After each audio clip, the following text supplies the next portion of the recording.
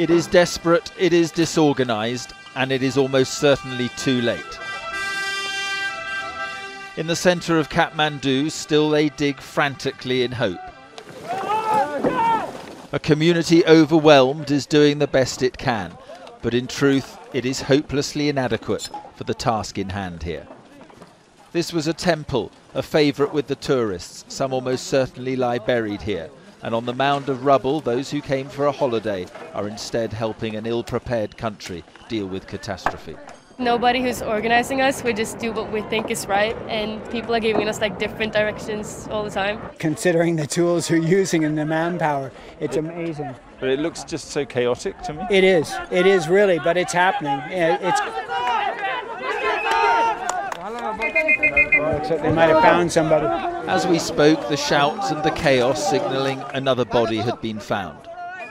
With every passing hour, the number of dead increases and the chances of finding anyone alive diminish. They think they may find survivors here still, but the cold reality has to be this is day 4 after the earthquake, and this is now really a recovery operation. And the frantic search for survivors is matched only by the growing clamour for food.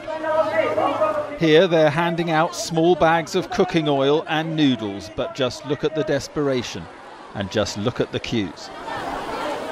These are people unable or too frightened to return to their homes. And just as nature has dealt them one terrible blow, the weather is frowning on them too. The rain, a lack of sanitation and overcrowded conditions are all the ingredients needed for one crisis to follow another. This aid worker is very worried. Any outbreak of waterborne diseases can happen anytime here. And if that happens, it would be a scenario of epidemic. You won't be able to control in this population of 5,000 to 7,000 in this ground. And there are people on the other side as well. So it's very, very difficult here. And you think that is a realistic possibility? Yes, that's a very, very realistic possibility. This is how grim things are already here. Outside the main hospital, we found bodies just lying there, uncovered and unclaimed. They told me the morgues were full and they wanted to give people the chance to identify them. There is precious little dignity in disasters like this. Shattered people in a shattered city. This evening, more international specialist rescue teams were finally getting down to work here. If there is anyone still alive, these are the people who will find them. But no earthquake can stop the passing of time. It is 4 days and counting. Kathmandu is a place in need of miracles, when tonight all it has is despair.